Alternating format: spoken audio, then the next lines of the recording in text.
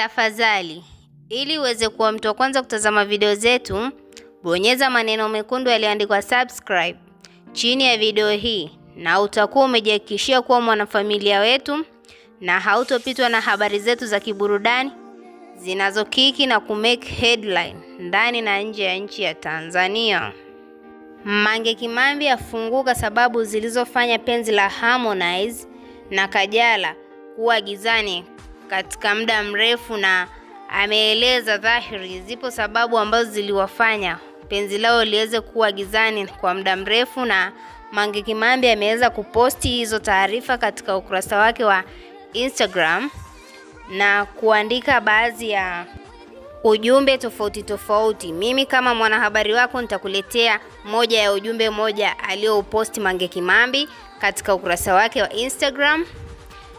Alikuwa anasema, jamani, Kajala na Harmonize wamerudiana toka mwaka jana mwezi wa 10.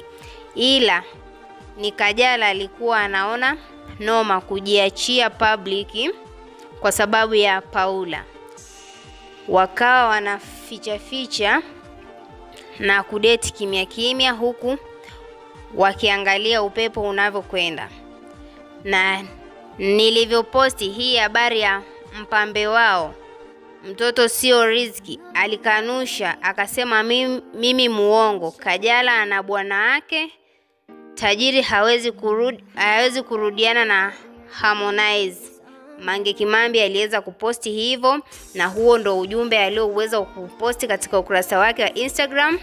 Tunaweza kuona ni jinsi gani Mange Kimambi alikuwa anaujua ukweli mzima kuhusiana na Kajala na Harmonize kurudiana, na aliendelea kukaa kimya, na hata alivyojaribu kutoa hizo baadhi ya taarifa katika mitandao ya kijamii, watu wengi waliweza kuzikanusha, kwani walikuwa wanaona wawili hawa kila mtu anafanya mambo yake binafsi bila kuwa na mwenzake, na ilionyesha dhahiri kwamba wawili hawa hawakuwepo pamoja, kwani Harmonize hakuweza kuposti picha yoyote akiwa na mwanadada Kajala. Vile hata Kajala hakuweza kuposti picha yoyote akiwa na Harmonize.